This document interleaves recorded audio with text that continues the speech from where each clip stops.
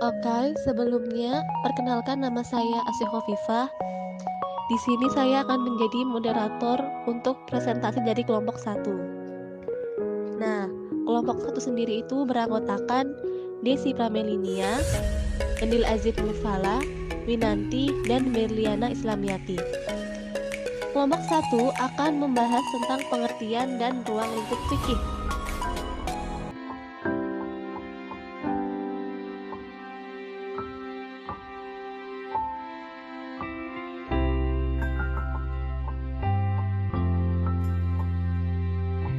Pengertian fikih.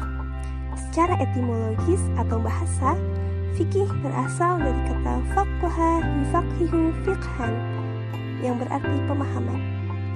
Pemahaman yang dimaksudkan tentu saja adalah pemahaman agama Islam secara utuh dan komprehensif.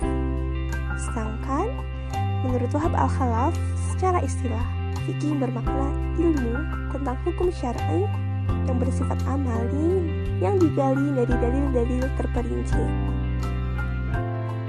Fikih adalah ilmu yang menentukan serta menguraikan hukum-hukum dasar yang terdapat dalam Al-Quran dan Sunnah Nabi Muhammad SAW.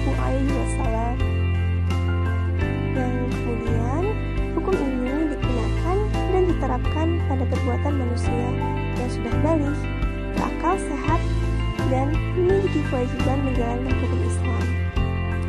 Hasil pemahaman Islam ini disusun secara sistematis dalam kitab-kitab fikih dan dikenal dengan hukum fikih. Dapat dikatakan jika fikih adalah produk dari usul fikih. Al-Ghazali berpendapat bahwa secara literal fikih bermakna al-ilm wa al-faham, yaitu ilmu dan pemahaman. Sedangkan menurut Taqiyuddin Al-Nabahani, secara literal fikih bermakna pemahaman.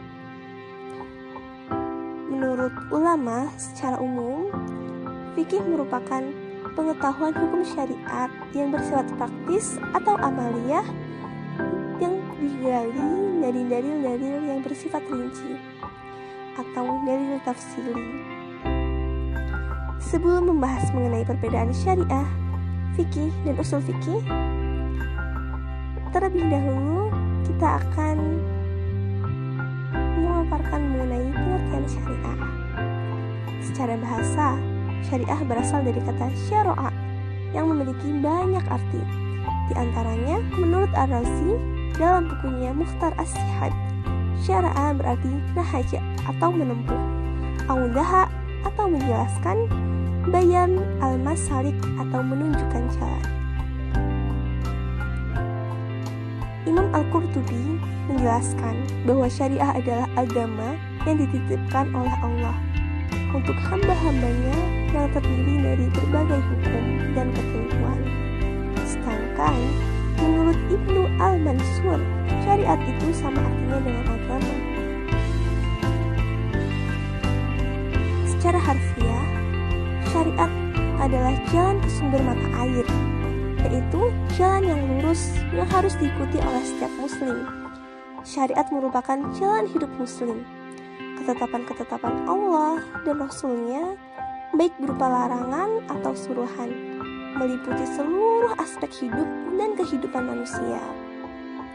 Syariat ini terdapat di dalam Al-Quran dan kitab-kitab hadis. Sedangkan usul fikih, kata usul fikih sendiri berasal dari bahasa Arab. Asal katanya adalah usulul fikih, yang berarti asal usul fikih. Menurut para ahli usul fikih, secara istilah, usul fikih berarti suatu ilmu yang membicarakan berbagai ketentuan dan kaidah yang dapat digunakan dalam menggali dan merumuskan hukum syariat. Hukum syariat ini dirumuskan dari sumbernya, yaitu Al-Quran dan hadis.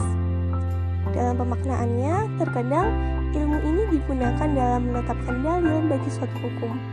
Kadang-kadang untuk menetapkan hukum dengan menggunakan dalil ayat-ayat Al-Quran dan Sunnah Rasul yang berhubungan dengan perbuatan mukallaf.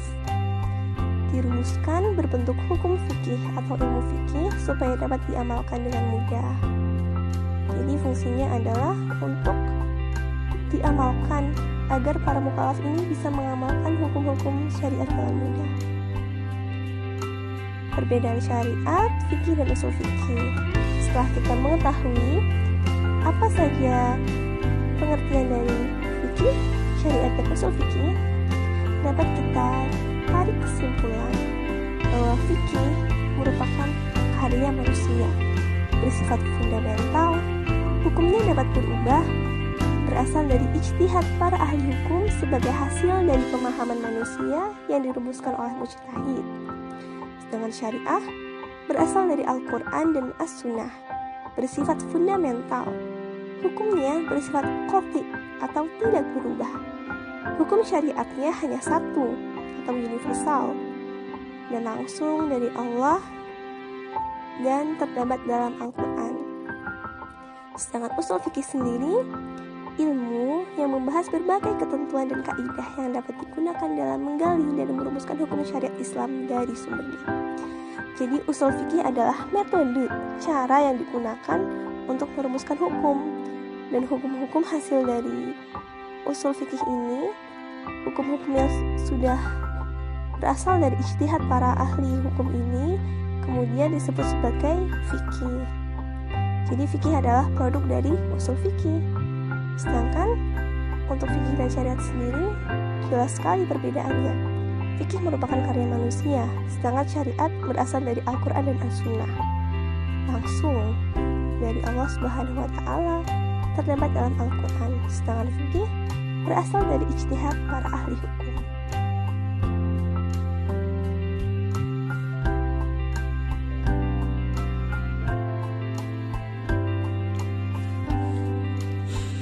Objek dan ruang lingkup fikih. Objek pembahasan fikih adalah hukum yang bertalian dengan perbuatan mukallaf. Di antara hukum Islam yang dimaksudkan adalah wajib, sunnah, makruh, mubah, serta haram. Selain itu terdapat juga hukum yang mengenai sah, batal, benar, salah, dan lain sebagainya. Sementara itu, ruang lingkup fikih meliputi semua hukum yang berbentuk amaliyah yang kemudian diamalkan oleh semua mukallaf. Mukallaf sendiri memiliki arti orang yang sudah dibebani atau memiliki tanggung jawab untuk menjalankan syariat Islam yang ditandai dengan baligh, berakal, sadar, Islam. Di antara hukum yang dimaksud adalah hukum antara manusia dengan Khalik atau sang penciptanya, serta hukum yang berkaitan dengan muamalah. A. Hukum juz'i dan hukum kulli. Pertama adalah hukum juz'i. Merujuk pada suatu objek tertentu bersifat partikular, misalnya hukum haram meminum khamar, memakan bangkai, serta daging babi. Sementara itu, antonim dari hukum juz'i adalah hukum kulli, yakni hukum yang bersifat global atau umum, sehingga belum merujuk pada objek tertentu. Contohnya pembahasan hukum wajib yang dibagi menjadi beberapa macam. Jika hukum juz'i merupakan bahasan ilmu fiqih, maka hukum kulli merupakan bahasan dari ilmu usul fiqih. B. Dalil-dalil tafsili. Dalil tafsili merupakan dalil yang telah merujuk pada hukum tertentu. Misalnya dalil wala taqrabuz zina. Sebagai dalil tafsili, hukum yang melarang mendekati perbuatan zina. Dan dalil tafsili ini yang menjadi domain dalam ilmu fiqih. B. Fikih dan pembagiannya. Muhammad bin Ahmad, seorang faqih dari mazhab Maliki, dalam bukunya yang berjudul Qawain al-Ahkam Asy-Syar'iyyah membagi fikih dalam dua bagian, yaitu ibadah dan muamalah. Bagian ibadah mencakup taharah, salat, mengurus jenazah, zakat, puasa dan itikaf, haji, jihad, sumpah dan nazar, makanan, minuman, berburu dan hewan yang dipotong, kurban, akikah, dan khitan. Bagian muamalah mencakup kitab-kitab, satu nikah, talak dan hal-hal yang berhubungan dengan talak, jual beli, perjanjian atau persetujuan yang mengenai jual beli, dan peradilan, kesaksian dan hal-hal yang berhubungan dengan peradilan dan kesaksian, kejahatan dan sanksi, hibah, wakaf dan semacamnya, pembebasan dan yang berhubungan dengan pembebasan, dan yang terakhir faraid dan waris. Tahanawi menyebutkan bahwa para faqih mazhab Syafi'i membagi fikih kepada 4 bagian utama, yaitu ibadah, muamalah, munakahat atau pernikahan, dan sanksi. Sementara itu pembagian fikih lebih terperinci lagi pada masa sekarang. Mustafa Ahmad Az-Zarqa membagi hukum fikih pada beberapa bagian. 1. Ibadah, yaitu hukum-hukum mengenai hubungan dengan Allah seperti sholat, zakat, puasa, haji, dan lain sebagainya. Al-ahwal asy-syahsiyah, yaitu hukum mengenai keluarga seperti nikah, talak, keturunan, nafkah, dan lain sebagainya. Al-muamalat, yaitu hukum-hukum yang mengenai transaksi sesama manusia mengenai harta kekayaan, hak-hak dan penyelesaian sengketa.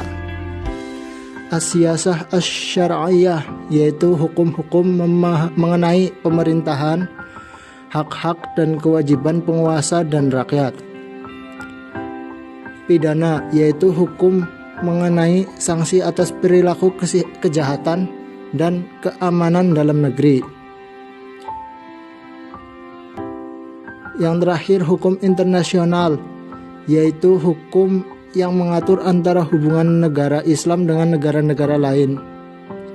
Al-adab, sopan santun, yaitu hukum mengenai akhlak, hishmah atau perasaan malu, keseganan, kebaikan dan keburukan. Nu'man bin Sabit bin Suto At-Taimi Al-Kufi. Imam Hanafi merupakan salah satu pendiri mazhab di bidang fikih dengan nama mazhab Hanafi. Imam Abu Hanifah atau yang biasa dikenal dengan sebutan Imam Hanafi merupakan imam yang menyusun kitab fikih secara sistematis. Mazhab Hanafi sebenarnya berasal dari nama kumpulan pendapat Imam Hanafi yang diriwayatkan oleh murid-muridnya. Dalam perkembangannya, mazhab Hanafi berpengaruh besar dalam dunia Islam, khususnya umat Islam yang beraliran Sunni, seperti di negara Turki, Mesir, India, Pakistan, Afghanistan, Asia Tengah, Brasil, dan Amerika Latin. Menurut Imam Hanafi, dalam penyusunan fikih itu, pertama-tama dengan mencari keterangan dari Al-Quran. Bila tidak diperoleh keterangan, maka mencari dalam sunnah Rasul. Hadis yang sahih dan masyhur, tersiar dalam kalangan orang-orang terpercaya. Bila tidak ada dari kedua sumber tersebut, maka beliau mengambil keterangan dari asar al-sahabi, ucapan atau perbuatan para sahabat. Bila tetap tidak memperoleh keterangan, mulailah beliau mencurahkan segala kemampuannya menggali dalil dari nas Al-Quran dan hadis untuk menetapkan atau mengistinbatkan hukum bersangkutan yang dinamakan ijtihad. Yang demikian disebut usul al-kubro atau pokok-pokok yang terpenting dan besar. Imam Abu Hanifah sangat terkenal dengan kehati-hatiannya dalam menerima hadis. Tidak setiap hadis langsung diterima sebagai sumber syariat Islam, kecuali diriwayatkan oleh jamaah dari jamaah atau berita yang disepakati oleh fuqaha suatu negeri dengan diamalkan, atau berita ahad yang diriwayatkan dari sahabat dalam jumlah banyak yang tidak dipertentangkan. Pola pemikiran Abu Hanifah dalam menetapkan hukum sudah tentu sangat dipengaruhi oleh latar belakang kehidupan dan pendidikannya, dan juga tidak terlepas dari sumber hukum yang ada. Pemikiran fikihnya yang secara rasional dan dalam lintasan sejarah selama di Baghdad tampaknya dipengaruhi oleh pemikiran ilmu kalam yang diwarnai oleh logika dan filsafat. Sebagai imam ahli ro'i dalam menghadapi nas Al-Quran dan Sunnah, beliau berusaha menangkap pesan di balik nas sehingga dikenal ahli di bidang ta'wil, al-ahkam, dan qiyas. Pendirinya dalam bidang inilah memunculkan teori istihsan. Yang kedua yaitu fikih menurut mazhab Maliki atau Imam Malik. Malik bin Anas bin Malik bin Abi Amir al-Asbahi atau yang biasa dikenal dengan Imam Malik merupakan salah satu pendiri mazhab di bidang fikih dengan nama mazhab Maliki. Beliau merupakan tokoh yang sangat penting dalam pengembangan ilmu fikih, terkhususnya dalam konteks implementasi hadis dalam kerangka ilmu fikih, dan juga merupakan imam yang menyusun kitab fikih secara sistematis. Sumber hukum mazhab Maliki adalah Al-Quran, As-Sunnah, Ijma' Ahli Madinah, atau kadang-kadang beliau menolak hadis apabila ternyata berlawanan atau tidak diamalkan oleh para ulama Madinah. Kemudian fatwa sahabat, qiyas, maslahah mursalah, khabar ahad, istihsan, sad al-zara'i, mur'at, al-khilaf, mujtahidin, istishab, dan syar'un mangqublana. Amalan ahli Madinah adalah ciri khas dalam mazhab Imam Malik di antara kalangan ulama fikih. Imam Malik berpendapat bahwa amalan ahli Madinah lebih kuat daripada khabar wahid yang sahih. Karena amalan ahli Madinah berusia derajat dengan hadis, sedangkan riwayat jamaah dalam hal ini amalan ahli atau penduduk Madinah tentu lebih kuat daripada riwayat satu orang. Demikian juga sunnah menurut susunan mutawatir, masyhur, dan ahad. Lalu susunan nas-nasnya, zahir-zahirnya, dan mafhum-mafhumnya. Beliau menjadikan rangkaian sunnah ini sebagai sumber hukum yang kedua, karena bagi Imam Malik sunnah adalah penafsir Al-Quran dan penjelas baginya. Ijma' menjadi sumber ketiga ketika tidak ada dalam Al-Quran dan sunnah mutawatir.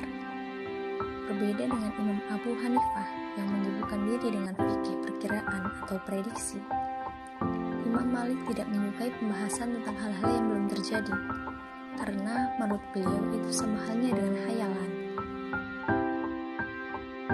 Apabila beliau ditanya tentang masalah-masalah yang belum terjadi, beliau berkata, "Tanyalah perkara-perkara yang sudah terjadi, dan janganlah bertanya tentang permasalahan yang belum terjadi." Beliau tidak mau menjawab jika ditanya tentang masalah-masalah seperti itu. Perbedaan pendapat mengenai mazhab fikihnya Syafi'i dan Hambali. Pertama, kita akan membahas tentang mazhab fikihnya Imam Syafi'i. Mazhab Imam Syafi'i adalah mazhab fikih dalam Sunni yang dicetuskan oleh Muhammad bin Idris Asy-Syafi'i atau yang lebih dikenal dengan sebutan Imam Syafi'i.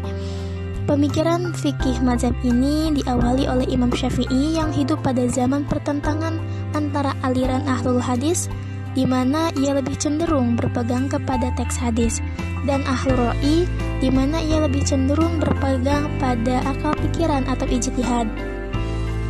Imam Syafi'i mulanya belajar kepada Imam Malik sebagai tokoh ahlul hadis, dan Imam Muhammad bin Hasan Asy-Syaibani sebagai tokoh ahlul ra'i yang juga murid Imam Abu Hanifah. Ya, Imam Syafi'i mulai mendirikan mazhabnya sendiri. Beliau menyusun mazhabnya berdasarkan hadis dan qiyas. Dasar-dasar mazhab Syafi'i dapat dilihat dalam kitab Ushul Fiqih Ar-Risalah dan kitab Fiqih Al-Um.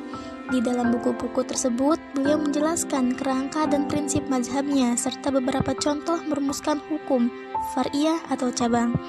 Nah, di sini kita akan membahas mengenai gimana sih beliau dalam memakai fikih dan menerapkannya. Jadi, Imam Syafi'i itu menggunakan 4 poin untuk menentukan hukum suatu ilmu fikih. Yang pertama, Al-Quran. Al-Quran adalah tafsir secara ilmiah. Selama tidak ada yang menegaskan bahwa yang dimaksud bukan arti lahiriahnya, Imam Syafi'i selalu mencari alasannya dari Al-Quran dalam menetapkan hukum Islam. Nah, kenapa sih beliau memakai Al-Quran untuk dijadikan sumber alasan hukum? Memangnya cara penunjukan Al-Quran kepada hukum itu seperti apa sih? Nah, jadi cara-cara Al-Quran untuk menunjukkan kepada hukum yaitu dia yang pertama ada ayat-ayat qot'i, di mana ayat-ayat qot'i adalah yang penunjukannya kepada makna yang bersifat tegas dan tidak mengandung kemungkinan arti lain selain arti yang disebutkan secara eksplisit oleh ayat. Jadi memang hukum sesuatu itu sudah disebutkan, sudah dijelaskan secara jelas dan terperinci dalam ayat-ayat tersebut. Dan yang kedua itu ada ayat yang zoni, adalah ayat-ayat yang penunjukannya kepada makna tidak jelas dan mengandung kemungkinan arti lebih dari satu. Jadi ayat-ayat zoni ini ia ketika menjelaskan tentang suatu hukum ia masih belum jelas atau masih samar. Nanti ayat-ayat zoni ini agar lebih jelas lagi dalam penelitian hukumnya bisa dilakukan melalui 3 bantuan, yaitu sunnah, ijma, maupun qiyas. Yang kedua itu ia adalah memakai sunnah dari Rasulullah. Sunnah itu berarti jalan yang bisa dilalui, dimana lawan kata dari bid'ah. Kadang-kadang sunnah juga berarti bid'ah. Tetapi sunnah ini pada umumnya adalah dia bersifat membantu Al-Quran. Jadi sesuatu yang belum jelas dalam Al-Quran sudah dijelaskan lebih jelas lagi dalam sunnah. Nah seperti itu. Dan yang ketiga adalah ijma. Ijma adalah kesepakatan para sahabat Nabi yang tidak terdapat perbedaan pendapat dalam suatu masalah. Ijma yang diterima Imam Syafi'i sebagai landasan hukum adalah ijma para sahabat.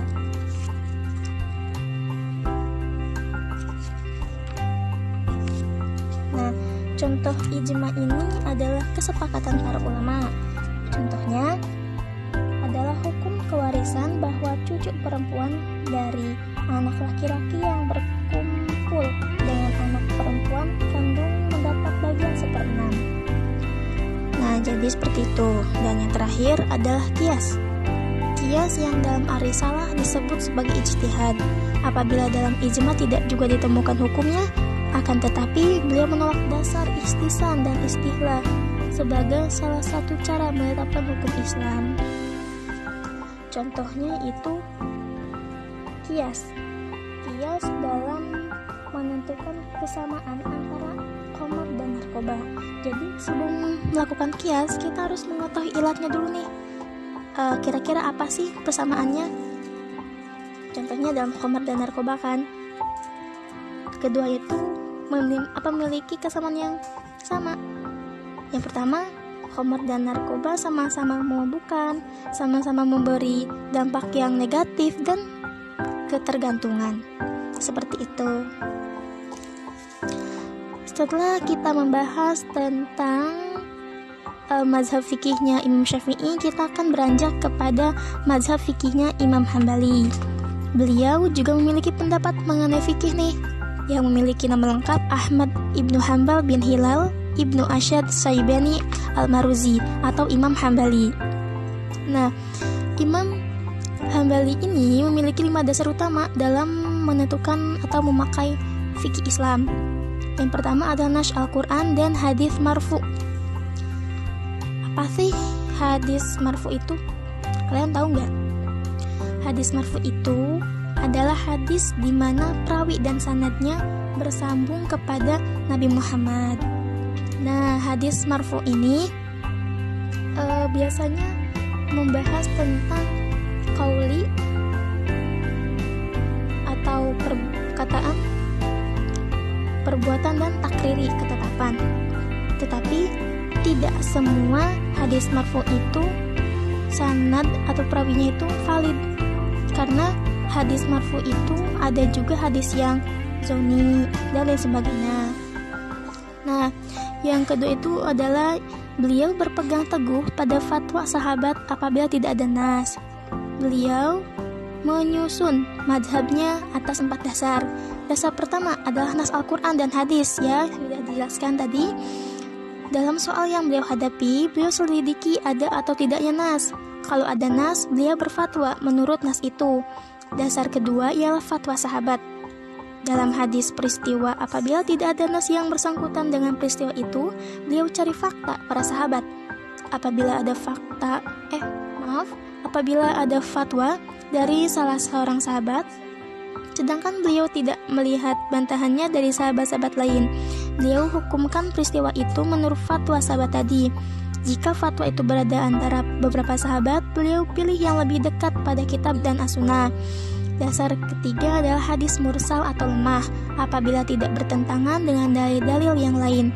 Dasar keempat adalah kias. Beliau tidak memakai kias kecuali apabila tidak ada jalan lain. Singkatnya, bila Imam Hambali mendapat fatwa atau perkataan lain seorang sahabat Rasul dan beliau tidak mengetahui pendapat sahabat lain yang bertentangan dengannya, maka beliau jadikan fatwa sahabat itu sebagai hujjah. Nah, jadi itulah sumber-sumber atau poin yang digunakan mazhab Imamnya Hambali untuk menetapkan atau memakai ilmu fikih. Kurang luasnya penyebaran mazhab Hambali dikarenakan Imam Hambali begitu tegas berpegangan teguh pada riwayat dan tidak mau berfatwa jika tidak berlandaskan pada nas Al-Quran dan hadis marfu. Selain itu, Imam Hambali juga sangat sedikit melakukan ijtihad. Beliau juga menggunakan kias hanya ketika terpaksa saja. Nah, itulah beberapa penjelasan singkat mengenai perbedaan fikih menurut mazhab imamnya Syafi'i dan Imam Hambali.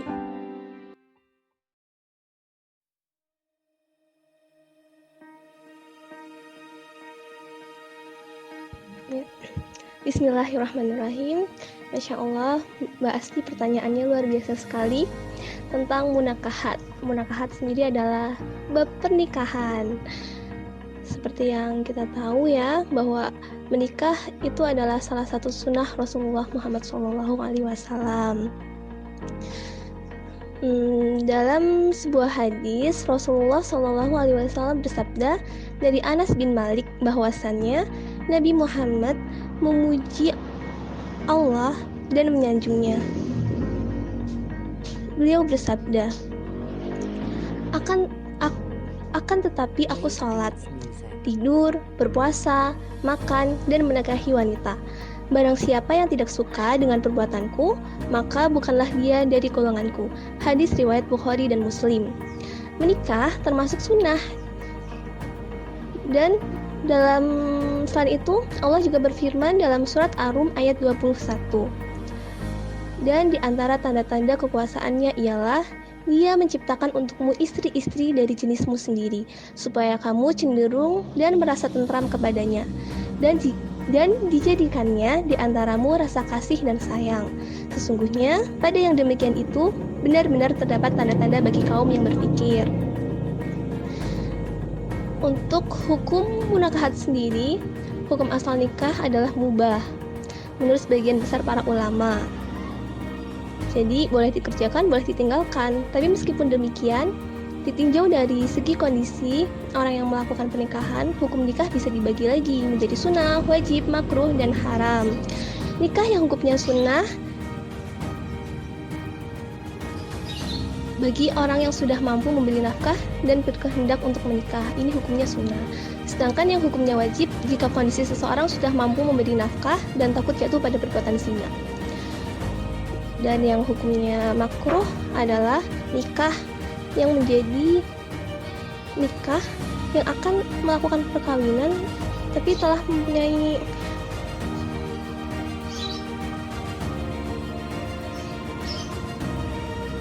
dia sudah mempunyai hasrat yang kuat tapi belum mempunyai bekal untuk memberi nafkah tanggungannya. Jadi kalau sudah ingin menikah tapi belum mampu dan belum mempunyai bekal untuk memberi nafkah, itu hukumnya menjadi makruh.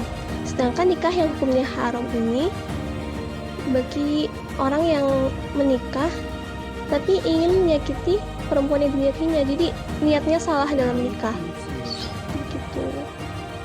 Dan apabila perempuan tersebut adalah mahramnya, jadi sudah jelas kan kalau itu mahram berarti haram untuk dinikahi. Demikian Mbak Asti, semoga dapat mewakili jawabannya. Terima kasih. Baik, di sini saya Winanti akan menjawab pertanyaan dari Mbak Lutfiah dengan pertanyaan apa pengertian yang lebih lanjut mengenai fikih dan usul fikih serta contohnya dalam kehidupan sehari-hari. Nah, gampangnya gini. Fikih itu adalah suatu perbuatan yang dilakukan oleh si pelakunya atau manusia.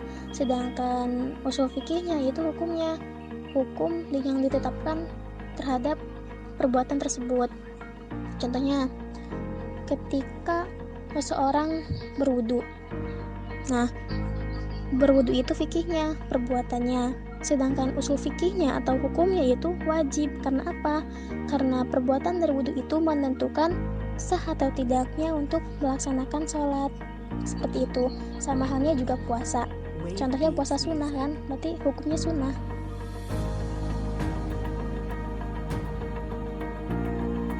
Waalaikumsalam warahmatullahi wabarakatuh.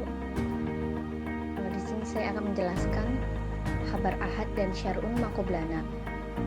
Khabar ahad sendiri menurut Dr. Mahmud Tahan dalam Taisir Mustalah Al-Hadis, secara bahasa adalah hadis yang diriwayatkan oleh seorang perawi saja.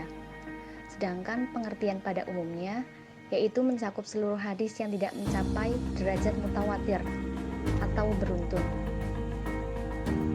Sedangkan syar'un maqoblana sendiri adalah hukum-hukum Allah yang dibawa oleh para nabi atau rasul sebelum Nabi Muhammad SAW dan berlaku untuk umat mereka pada zaman itu. Mungkin sekian. Terima kasih.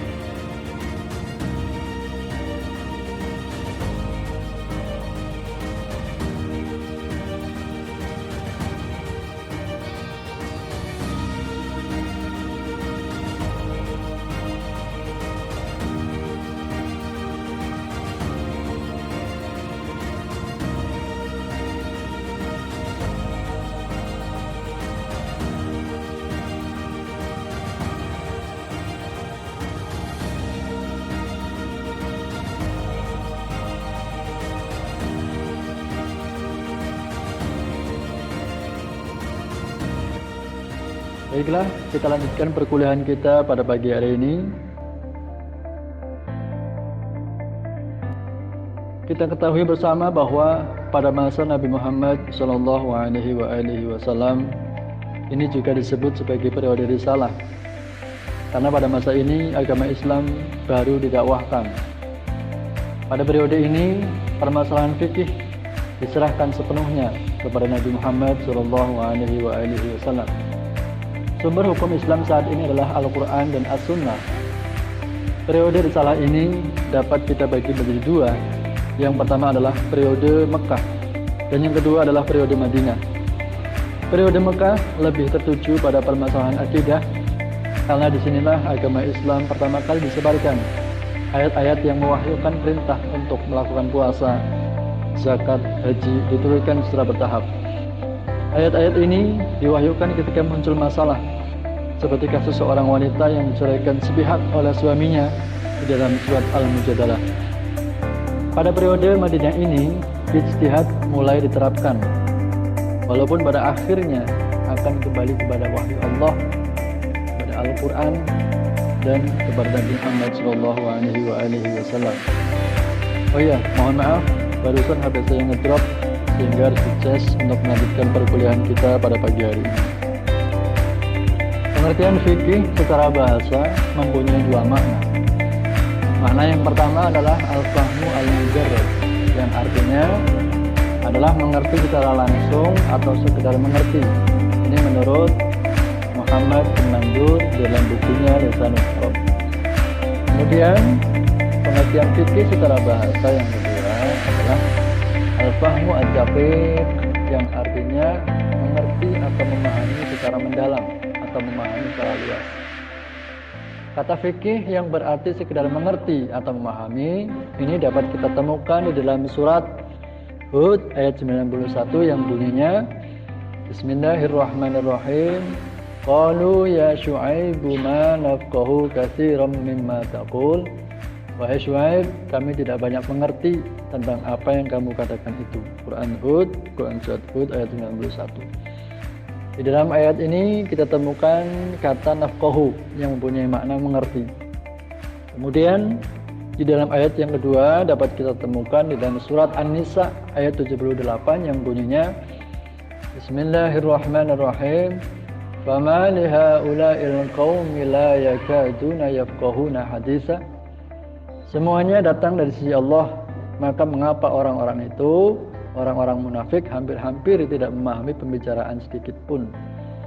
Di dalam ayat ini ada istilah yafqahuna yang mempunyai arti memahami. Kemudian makna fikih dalam arti mengerti secara mendalam, mengerti secara luas, ini dapat ditemukan di dalam surat At-Taubah ayat 122 yang bunyinya Bismillahirrahmanirrahim. Wa ma kana al-mu'minuna liyanfiru kaffatan falawla nafara min kulli firqatin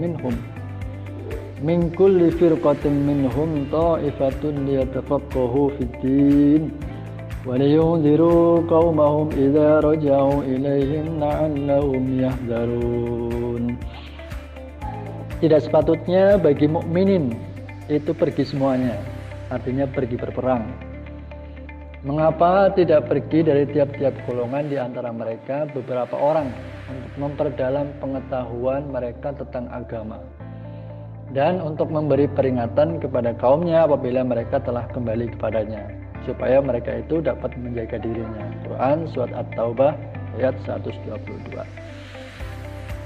Ayat ini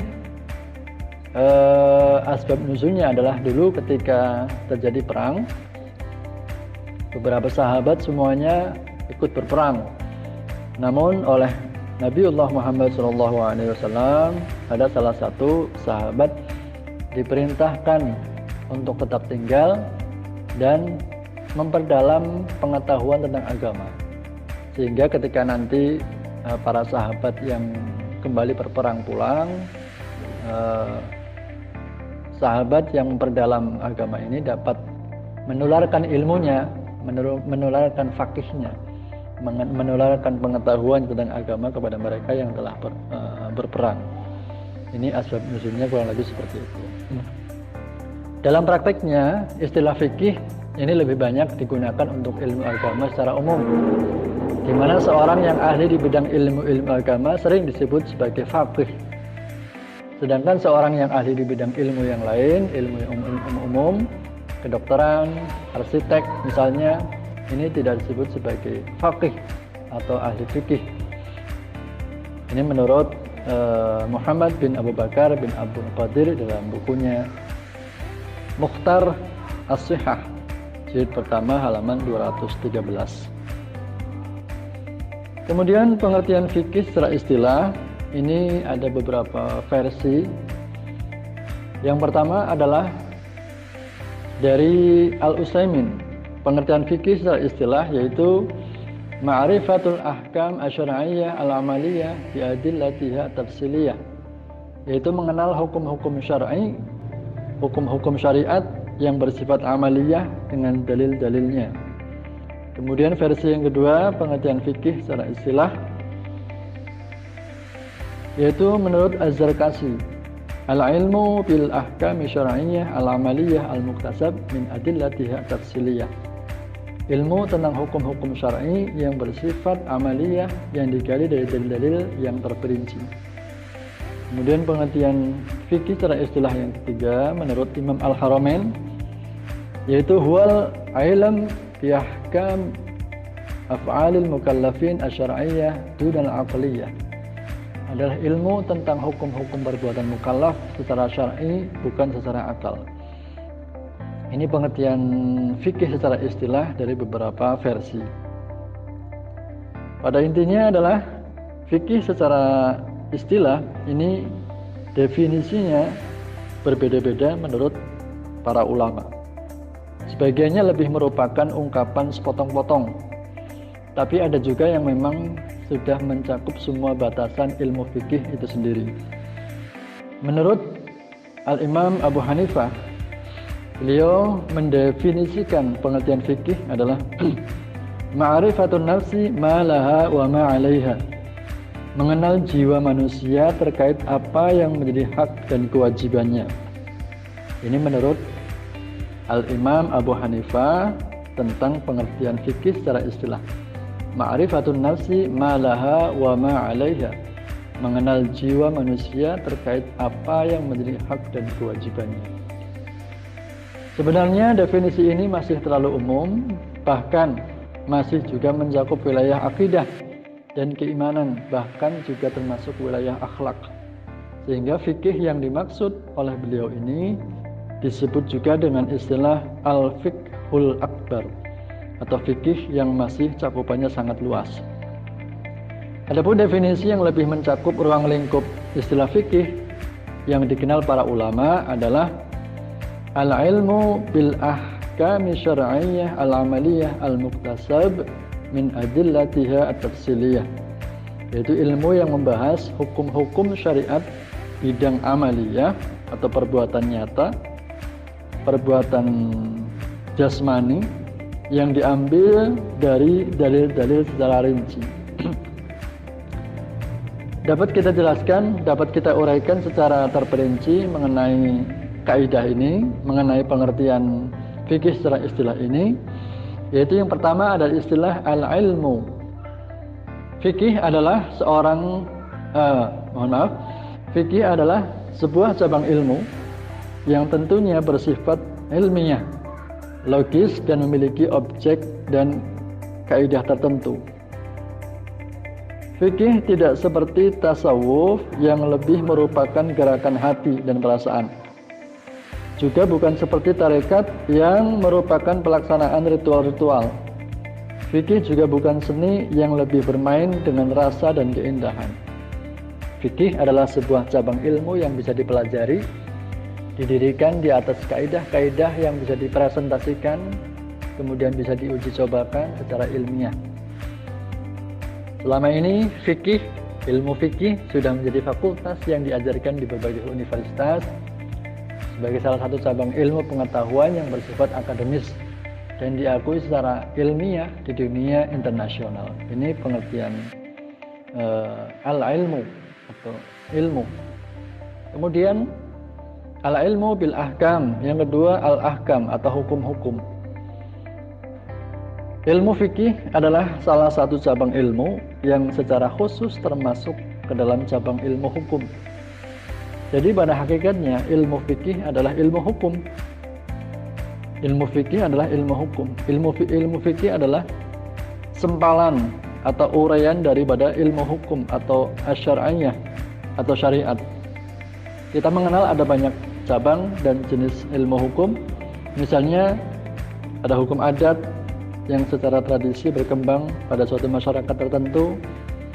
Selain hukum adat, kita juga mengenal ada istilah hukum Belanda atau hukum positif. Di dalam negara kita Indonesia ada istilah hukum positif atau hukum Belanda. Ini pengertian daripada hukum-hukum atau al-ahkam. Kemudian yang ketiga ada istilah asyariyah atau syariat, yaitu hukum yang menjadi wilayah kajian ilmu fikih adalah hukum syariat. Hukum yang menjadi wilayah kajian ilmu fikih adalah hukum syariat, yaitu hukum yang bersumber dari Allah Subhanahu wa taala serta telah menjadi ketetapannya, di mana kita sebagai manusia telah diberi beban mempelajarinya, diberi kewajiban untuk mempelajarinya, lalu menjalankan hukum-hukum tersebut, serta berkewajiban untuk mengajarkan, menyampaikan hukum-hukum ini kepada yang lain. Dengan kata lain, ilmu fikih bukan ilmu hukum yang dibuat oleh manusia. Fikih adalah hukum syariat. Fikih adalah sempalan dari hukum syariat, di mana hukum itu 100% dipastikan berasal dari Allah Subhanahu wa taala. Keterlibatan manusia dalam ilmu fikih hanyalah dalam menganalisa, kemudian merinci, memilah, serta menyimpulkan apa yang telah Allah firmankan melalui hadis Nabi Muhammad SAW yang disampaikan melalui sunnah-sunnah hadis-hadis hadis nabawi ataupun hadis sunnah nabawiyah ataupun hadis nabawi. Kemudian ada istilah amaliyah. Yang dimaksud dengan amaliyah adalah bahwa hukum fikih itu terbatas pada hal-hal yang bersifat amaliyah badaniyah, bukan yang bersifat roh, bukan yang bersifat perasaan, bukan yang bersifat akal, bukan yang bersifat kejiwaan lainnya. Sebagaimana kita tahu bahwa hukum syariat itu cukup banyak wilayahnya. Ada wilayah akidah yang lebih menekankan pada wilayah keyakinan dan pondasi keimanan. Ada hukum yang terkait dengan akhlak dan etika. Dalam hal ini ilmu hukum fikih hanya membahas hukum-hukum yang bersifat fisik, bersifat jasmani, amaliyah badaniyah, berupa perbuatan-perbuatan manusia secara fisik lahiriah. Tegasnya, fikih itu hanya menilai dari segi yang kelihatan. Sedangkan yang ada di wilayah hati, di dalam hati kita atau di dalam benak, itu tidak termasuk ke dalam wilayah fikih, tidak masuk ke dalam wilayah al-amaliyah badaniyah. Kemudian yang terakhir ada istilah al-muktasab min adillatiha tafsiliyah, yang diambil dari dalil-dalil yang secara rinci. Banyak orang beranggapan bahwa ilmu fikih itu sekedar karangan atau logika para ulama, yang menurut mereka bahwa ulama itu manusia juga, sedangkan yang berasal dari Allah hanyalah Al-Quran, dan yang berasal dari Rasulullah adalah Al-Hadis. Nah, ini perlu kita pahami, perlu kita catat bahwasanya cara pemahaman seperti ini mungkin maksudnya benar, tetapi agak kurang tepat dalam memahaminya. Sesungguhnya ilmu fikih itu 100% diambil dari Al-Quran dan Sunnah Nabi sebagai sumber rujukan utama. Rasanya tidak ada yang menyalahi hal prinsip ini. Namun kita tahu bahwa tidak mudah memahami Al-Quran dan hadis begitu saja, khususnya untuk orang-orang yang awam dan tidak mengerti ilmu tentang memahami keduanya. Kalau yang melakukannya adalah orang awam atau orang ajam, apalagi jarak antara kita hidup dengan masa turunnya Al-Quran sudah terpaut sekitar 14 abad yang lalu.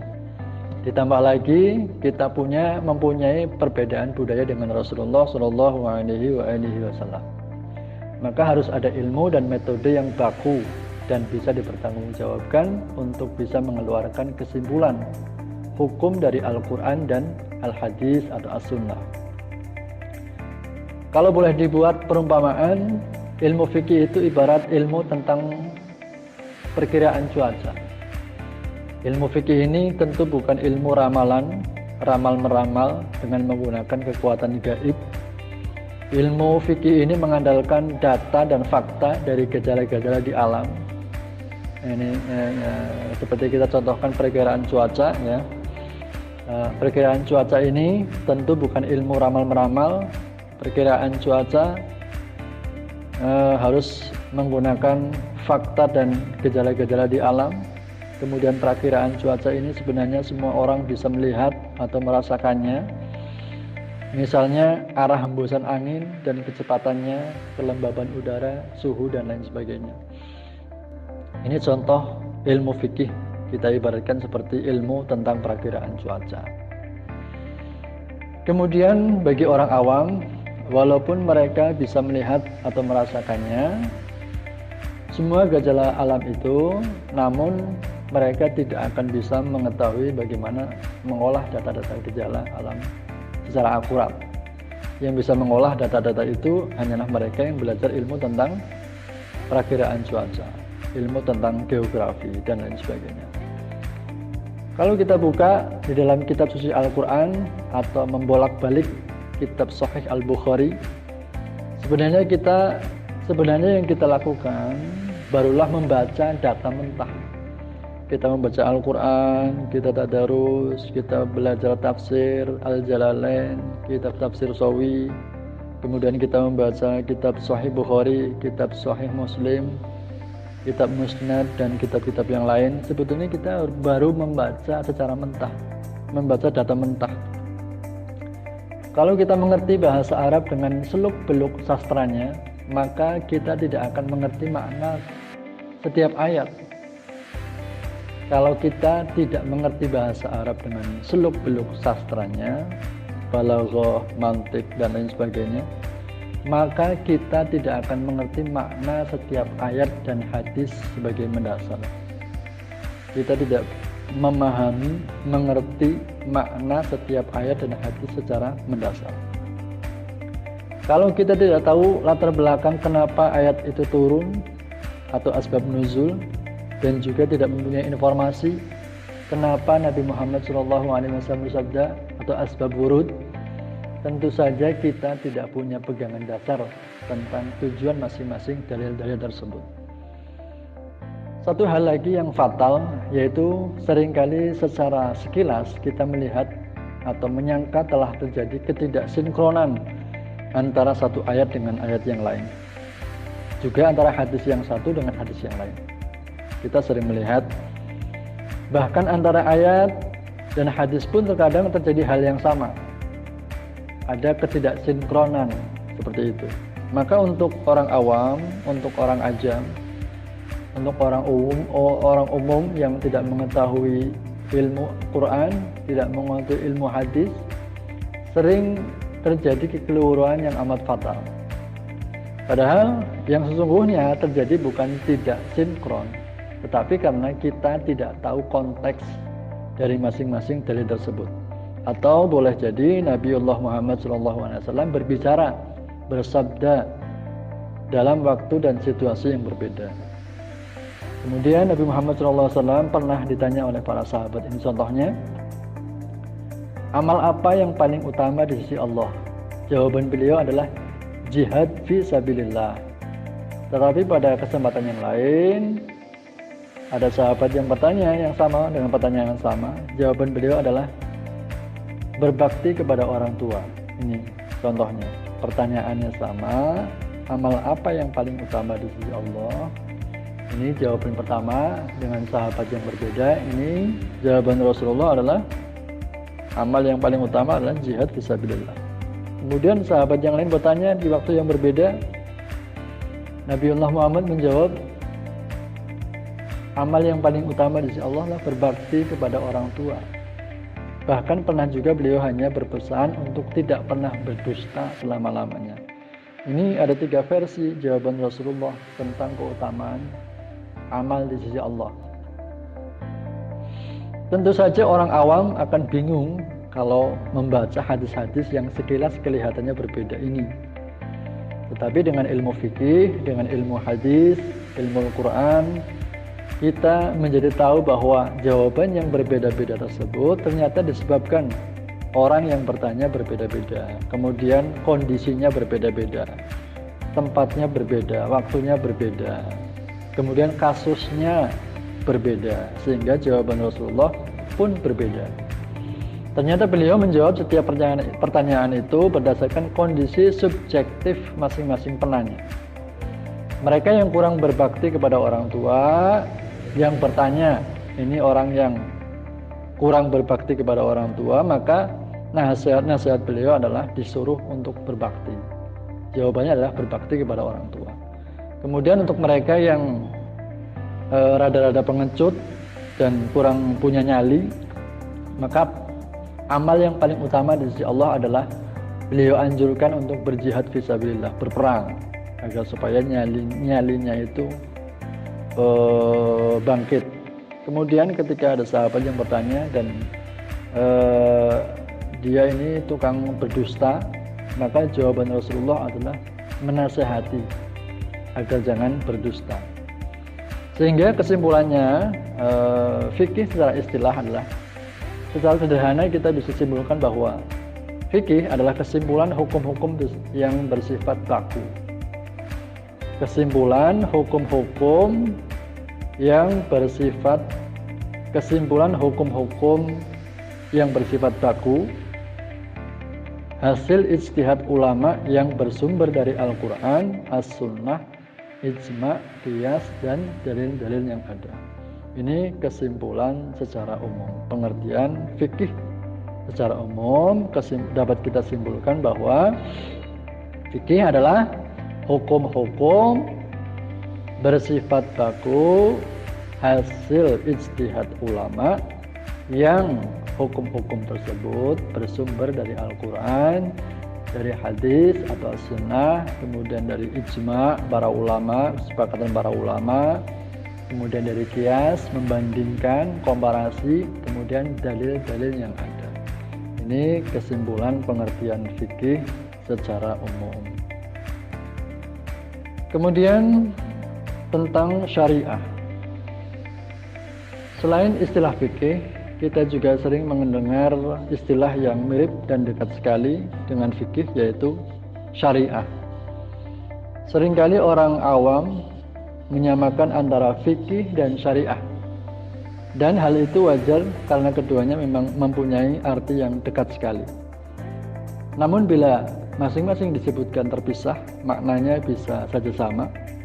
Tetapi ketika keduanya dipertemukan, ternyata keduanya mempunyai perbedaan yang nyata. Kira-kira mirip dengan penyebutan antara fakir dan miskin. Keduanya nyaris serupa, tetapi ternyata ketika dipertemukan, maknanya akan berbeda. Menurut para ulama, sebagian ulama ada yang mengatakan bahwa fakir adalah orang yang sama sekali tidak mempunyai pemasukan, sedangkan miskin adalah orang yang kekurangan tetapi masih mempunyai pekerjaan atau penghasilan. Untuk mengetahui apa sih persamaan perbedaan antara fikih dan syariah, mari kita bahas pengertian istilah syariah. Syariah secara bahasa adalah, ini menurut bahasa Arab, adalah sebagaimana orang Arab di masa lalu memaknai kata syariah ini sebagai metode atau jalan yang lurus. Di dalam buku Lisanul Arab, kata syariah bermakna mauridul ma'il ladzi yuqsadu lisyurbi, sumber mata air yang dijadikan tempat untuk minum. Ini makna syariah secara bahasa. Kemudian makna syariah secara istilah dalam ilmu fikih, syariah didefinisikan oleh para ulama sebagai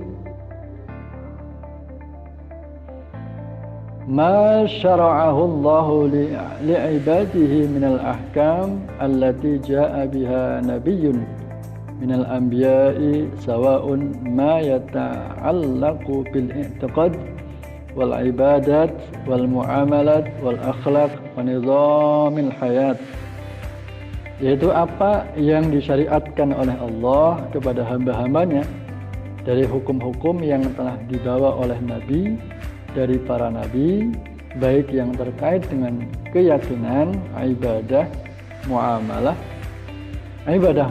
akhlak dan aturan dalam kehidupan. Ini pengertian syariat secara bahasa dan secara istilah. Dari definisi tentang syariah, secara sekilas kita bisa melihat perbedaan antara fikih dan syariah. Ruang lingkup syariah lebih luas daripada ruang lingkup fikih.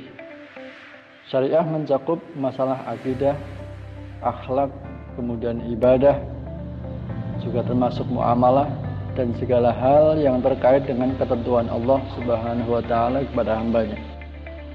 Sedangkan ruang lingkup fikih terbatas masalah teknis hukum yang bersifat amaliyah atau praktis saja, seperti hukum-hukum tentang najis, hadas, wudu, mandi janabah, tayamum, istinja, sholat, zakat, puasa, jual beli, sewa, gadai, kehalal makanan, dan lain sebagainya. Objek pembahasan fikih berhenti ketika kita berbicara tentang hal-hal yang menyangkut tentang akidah, seperti kajian tentang sifat-sifat Allah, ilahiyah, sifat uluhiyah, sifat para nabi, al-anbiya, para malaikat, atau hari kiamat, surga dan neraka. Objek pembahasan fikih juga akan keluar dari wilayah hati serta perasaan seorang manusia, seperti rasa rindu misalkan, cinta, dan takut kepada Allah. Termasuk juga rasa untuk berbaik sangka. Rasa berbaik sangka, berburuk sangka, tawakal, dan penghambaan kepada Allah dan seterusnya. Objek pembahasan fikih juga akan keluar dari pembahasan tentang akhlak mulia atau sebaliknya. Fikih tidak membicarakan hal-hal yang terkait dengan menjaga diri dari sifat sombong, ria, ingin dipuji, membanggakan diri, hasud, dengki, iri hati, dan ujub. Sedangkan syariah termasuk di dalamnya semua objek pembahasan dalam ilmu fikih, plus dengan semua hal di atas, yaitu masalah akidah, akhlak, dan juga hukum-hukum fikih. Syariah bersifat universal. Syariah adalah ketentuan Allah yang bersifat universal, bukan hanya berlaku buat sesuatu tempat dan masa, tetapi syariah menembus ruang dan waktu. Kita menyebut ketentuan dan peraturan dari Allah kepada Bani Israel di masa nabi-nabi terdahulu sebagai syariah, dan tidak kita sebut dengan istilah fikih. Misalnya ketika mereka melanggar aturan yang tidak membolehkan mereka mencari ikan di hari Sabtu, aturan itu di dalam Al-Quran disebut dengan istilah syuru'a, yang akar katanya sama dengan syariah. Wa as'alhum 'anil qaryati allati kanat hadiratal bahri idh ya'duna fi sabti idh ta'tihim hitanuhum yawma sabtihim syur'a. Dan tanyakanlah kepada Bani Israel tentang negeri yang terletak di dekat laut ketika mereka melanggar aturan pada hari Sabtu. Quran Surat Al-A'raf ayat 163. Di dalam ayat yang lain juga disebutkan istilah syariah dengan pengertian bahwa Allah menetapkan suatu aturan dan ketentuan kepada para nabi di masa lalu. Dalam surat Asy-Syura ayat 13 disebutkan, Bismillahirrahmanirrahim. Syara'a lakum minad dini ma wassa bihi Nuha walladzi awhayna ilayka wa ma wassayna bi Ibrahim wa Musa wa Isa.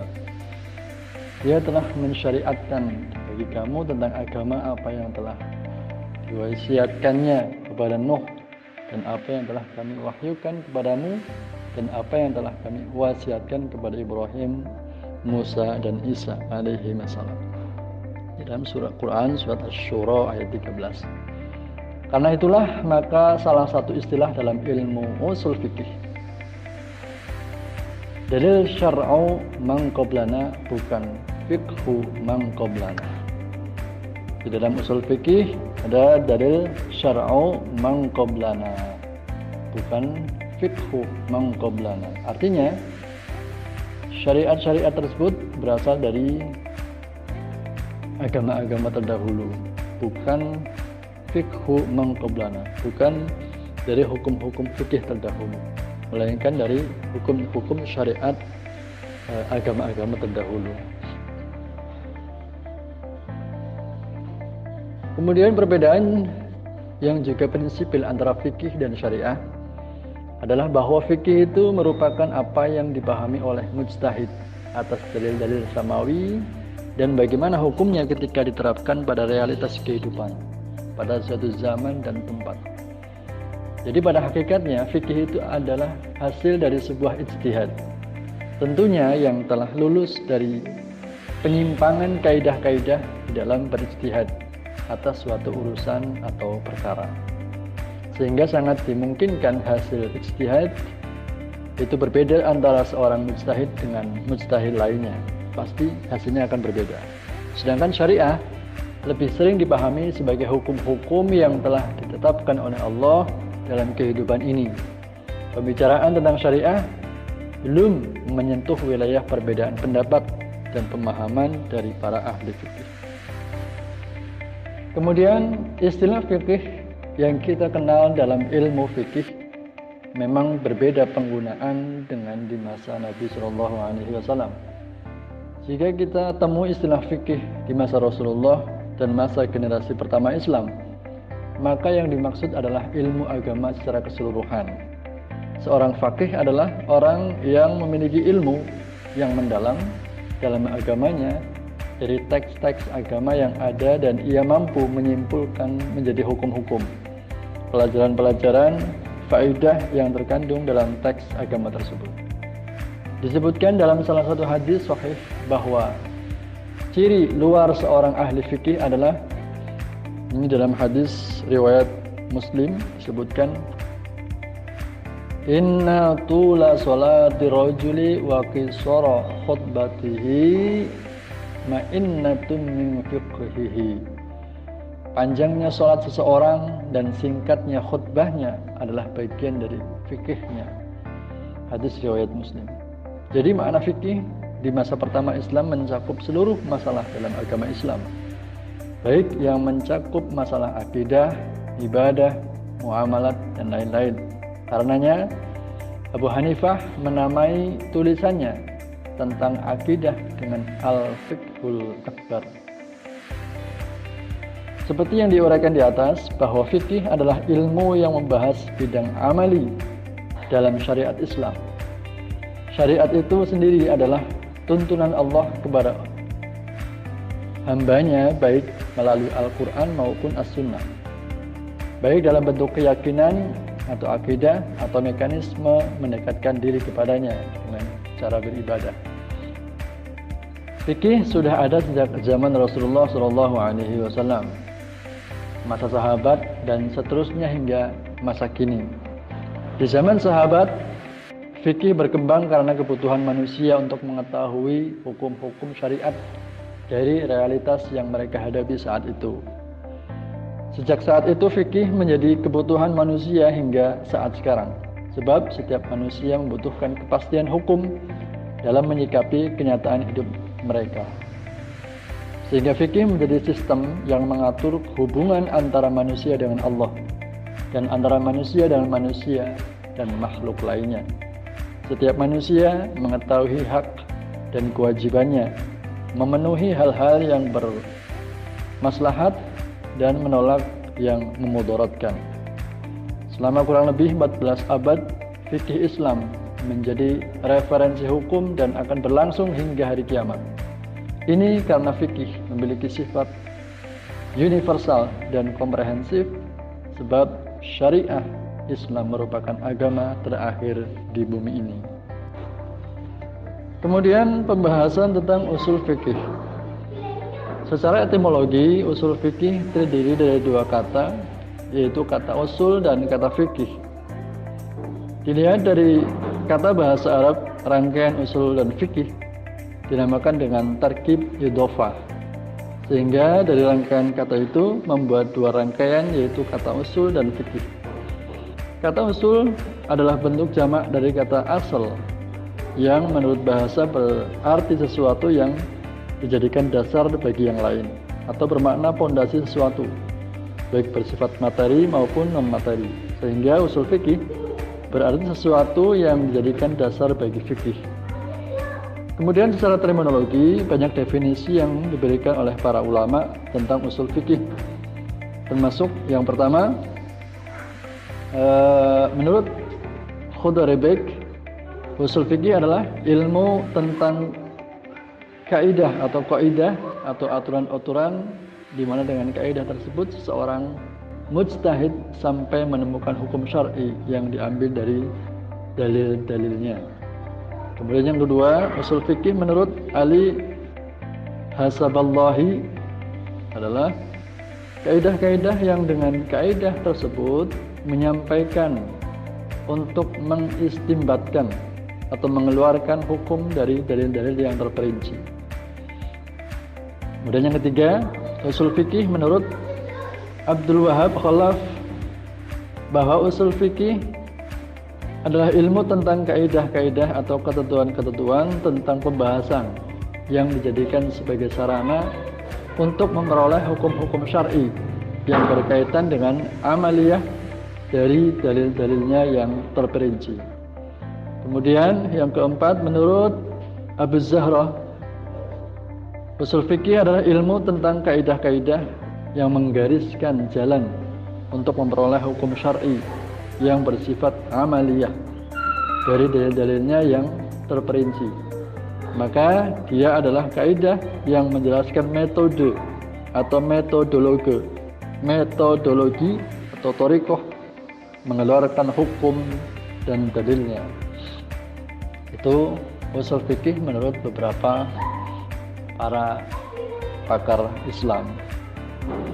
Pemikiran jumhur ulama mengenai pengertian usul fikih berbeda-beda dari satu ulama yang lainnya, namun tujuannya tetap sama, yaitu usul fikih adalah ilmu pengetahuan tentang dalil fikih secara global, metode atau metodologi penggunaan dalil tersebut, dan keadaan atau persyaratan orang yang menggunakannya.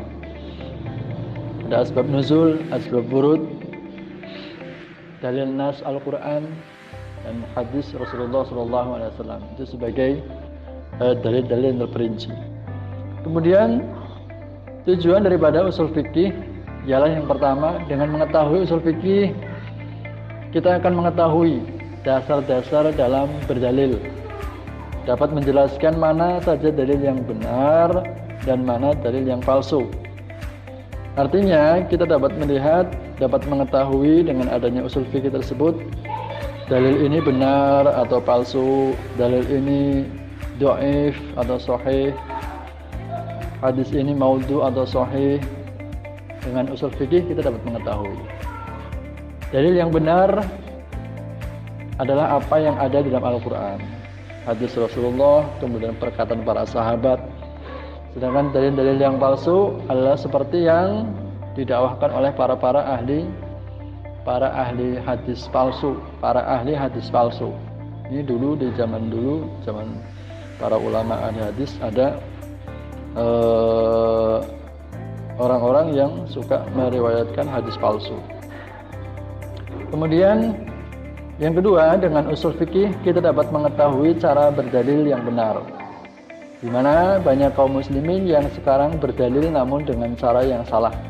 Mereka berdalil namun dalil yang mereka gunakan tidak cocok atau tidak sesuai dengan pembahasan yang dimaksudkan, sehingga pemaknaan salah dan hukum yang diambil juga menjadi keliru. Kemudian manfaat daripada usul fikih yang ketiga ialah dalam usul fikih akan dipelajari mengenai kaidah-kaidah di dalam bertakwa. Dan selanjutnya, dalam mempelajari usul fikih kita bisa mengetahui sebab-sebab yang akan menjadikan perselisihan di antara para ulama dan juga apa alasan mereka berselisih. Nah, dengan usul fikih kita mengetahui kenapa para ulama, para imam berbeda pendapat. Kenapa Imam Malik berpendapat bahwa setelah berwudu seorang suami menyentuh kulit istrinya tidak batal, dalil-dalilnya apa. Kemudian kenapa Imam Syafi'i berpendapat bahwa setelah berwudu seorang suami menyentuh kulit istrinya menjadi batal. Semua itu ada dalil-dalilnya, dan mereka menggunakan ilmu usul fikih sehingga menghasilkan fatwa mereka masing-masing melalui jalan berijtihad. Kemudian selanjutnya, usul fikih dapat menjauhkan seseorang dari fanatik buta terhadap para kiai, ustadz atau guru-gurunya. Artinya, kalau kita mengetahui ilmu usul fikih, kita bisa terhindar dari sifat fanatik terhadap para kiai, para ustadz dan guru-guru. Artinya kita bisa mengetahui dalil-dalil secara langsung dari Al-Quran, dalil-dalil secara langsung dari hadis Nabi, dalil-dalil secara langsung dari fatwa para ulama, dalil-dalil dari fatwa para imam mujtahid.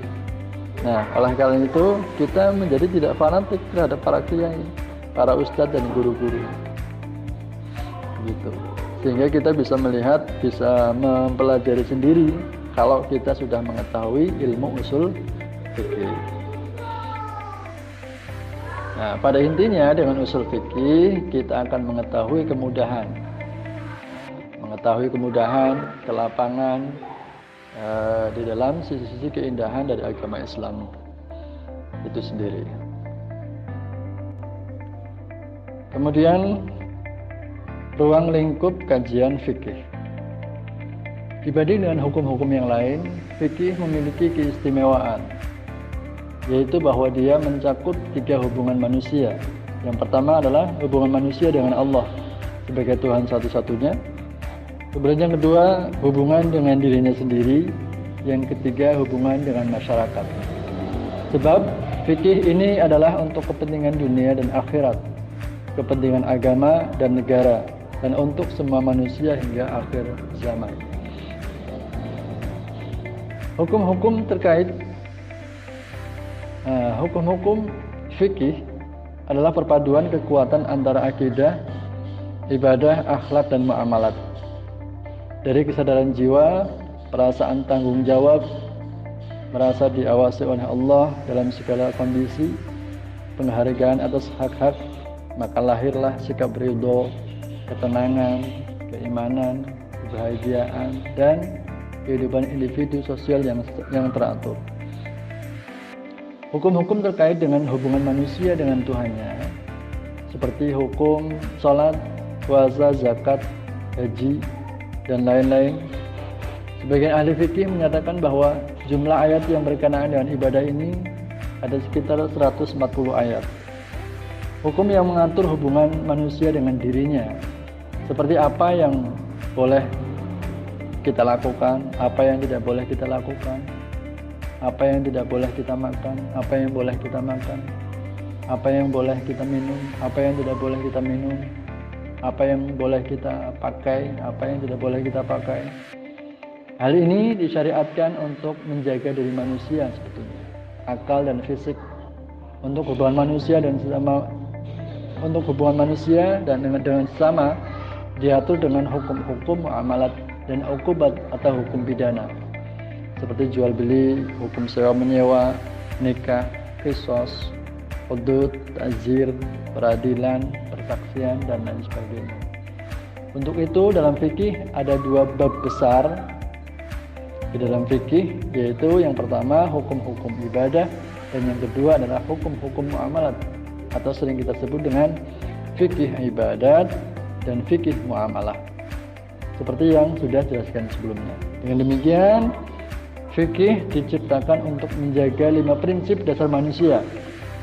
Yang pertama adalah hifdzul aql, untuk menjaga akal, agar supaya akal kita sehat, akal kita tidak kosong, akal kita seimbang antara ilmu umum, ilmu agama, antara dunia dan akhirat.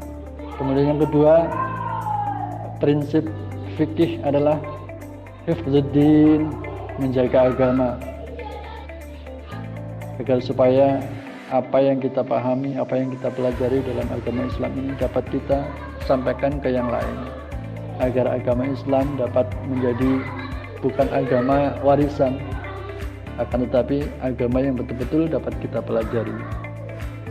Kemudian yang ketiga ialah hifdzun nafs, menjaga jiwa agar supaya tenang, agar supaya kehidupan kita tidak terombang-ambing karena kejiwaan kita kosong dan lain sebagainya. Kemudian yang keempat adalah hifdzul mal, untuk menjaga harta. Dengan kita belajar fikih, maka kita dapat menjaga harta kita. Artinya ketika kita mempunyai harta, berapa nisab yang harus kita keluarkan. Kita mempunyai harta, kita bisa bersedekah. Kita punya harta, kita dapat berinfak dan lain sebagainya. Hifdzul mal. Kemudian yang terakhir adalah hifdzun nasl, menjaga keturunan. Dengan fikih, keturunan kita akan terjaga, akan terhormat. Dengan fikih, dengan pengetahuan yang mendalam tentang agama, kita akan menjadi keturunan-keturunan yang terhormat. keturunan-keturunan yang mudah-mudahan diridhoi oleh Allah, mudah-mudahan keturunan-keturunan yang diridhoi oleh Rasulullah Shallallahu Alaihi Wasallam. Maka fikih sesungguhnya ingin mencetak manusia yang religi, mencetak manusia yang punya akal sehat, mencetak manusia yang jiwanya sehat, mencetak manusia yang terhormat dan suci hartanya. Wahbah Az-Zuhaili membagi hukum-hukum muamalat ini dibagi menjadi beberapa bab. Yang pertama adalah ini kaitannya dengan fikih muamalat. Kalau fikih ibadah sudah jelas, ada bab toharoh tentang sholat, puasa, zakat, haji, simple. Kemudian kalau fikih muamalat ini menurut Wahbah Az-Zuhaili dibagi menjadi beberapa bab. Yang pertama adalah tentang al-ahwal asy-syakhsiyah, yaitu yang terkait dengan keluarga, termasuk hukum-hukum pernikahan atau kita sebut dengan fikih munakahat. Kemudian ada talak, nasab, kemudian nafkah, ada warisan. Ada warisan dalam fikih, ada fikih mawaris. Kemudian hukum-hukum ini bertujuan mengatur hubungan antara suami istri dan kekerabatan yang lebih dikenal dengan hukum perdata kalau di Indonesia. Kemudian yang kedua, fikih muamalat ini adalah al-ahkam al-madaniyah, yaitu hukum-hukum kemasyarakatan, yaitu terkait dengan transaksi personal berupa jual beli, sewa menyewa, pegadaian, kafalah, asuransi, kerjasama, syirkah, hutang piutang, nepati janji. Hukum-hukum ini bertujuan mengatur hubungan personal dari sisi harta dan keuangan sehingga hak-hak masing-masing kita terjaga. Kemudian fikih muamalat yang ketiga ialah al-ahkam al-jinaiyah, yaitu hukum kriminalitas yang dilakukan oleh seorang dan sanksi yang dikenakan. Tujuan dari hukum ini adalah menjaga eksistensi kehidupan manusia, menjaga eksistensi harta, kehormatan dan hak-hak mereka, memberi kepastian hubungan antara korban kriminal dan pelaku kriminal, dan menciptakan keamanan. Dalam Al-Quran terdapat sekitar 30 ayat terkait dengan hukum-hukum kriminalitas. Kemudian fikih muamalat yang keempat adalah al-ahkam al-murafa'at, yaitu hukum-hukum peradilan, tuntutan hukum, persaksian, sumpah, dan lain-lain. Tujuannya adalah mengatur prosedur penegakan keadilan antara manusia dengan syariat Islam. Dalam Al-Quran terdapat sekitar 20 ayat yang berbicara mengenai masalah ini. Kemudian fikih muamalat yang kelima adalah al-ahkam ad-dusturiyah, yaitu hukum yang terkait dengan perundang-undangan yang mengatur antara penguasa dan rakyat dan menjelaskan hak dan kewajiban individu dan kelompok. Kemudian yang keenam, fikih muamalat yang keenam adalah al-ahkam ad-dauliyah, yaitu hukum-hukum yang mengatur hubungan negara Islam dengan negara lainnya terkait dengan perdamaian dan perang, hubungan antara warga negara non-muslim dengan negara Islam yang ia tinggali, hukum-hukum jihad dan perjanjian. Tujuannya agar tercipta kerjasama saling menghormati antar satu negara dengan negara yang lain. Kemudian fikih muamalat yang ketujuh menurut Wahbah Az-Zuhaili ini adalah al-ahkam al-iqtisadiyah wa amaliyah, yaitu hukum-hukum yang terkait dengan hak-hak individu terhadap harta benda atau kepemilikan, hak-hak dan kewajiban negara di bidang harta benda, pengaturan sumber kekayaan negara dan anggaran-anggarannya. Tujuannya adalah mengatur hubungan kepemilikan antara orang yang kaya dan miskin dan antara negara dengan warga negara. Ini mencakup harta benda negara seperti harta rampasan, pajak, kekayaan alam, harta zakat, sedekah, nazar, pinjaman, wasiat, laba perdagangan, harta sewa menyewa, perusahaan, kafarat, hiyat, dan lain-lain. Ini terkait dengan ruang lingkup kajian fikih. Baiklah Mas dan Mbak semuanya, demikian beberapa materi tentang ruang lingkup kajian fikih, pengertian fikih, pengertian syariah, pengertian usul fikih. Dan masih sangat sedikit apa yang saya sampaikan. Oleh karena itu saya berharap kalian lebih banyak lagi membaca buku, lebih banyak lagi mencari referensi, khususnya dari kitab-kitab klasik tentang pengertian fikih, pengertian syariah, pengertian usul fikih, agar supaya pengetahuan kalian tentang ilmu agama ini menjadi lebih luas. Ya, tidak cukup kalian belajar di satu semester ini belajar tentang fikih, sebab ilmu fikih itu sangat luas, ilmu syariat itu sangat luas, ilmu usul fikih itu sangat luas, ruang lingkup kajian fikih itu sangat luas. Oleh karena itu tidak cukup hanya belajar di satu semester. Saya berharap kalian semua bisa menambah wawasan tentang ilmu fikih di pondok pesantren, di tempat-tempat pengajian yang lain, untuk menambah wawasan kalian tentang ilmu yang sangat penting ini. Demikian perkuliahan kita pada pagi siang hari ini. Mudah-mudahan apa yang kita pelajari mendapatkan ridho dari Allah Subhanahu wa Ta'ala, bermanfaat untuk diri kita sendiri, bermanfaat untuk orang lain, bermanfaat fitin wa dunya hadal akhirah.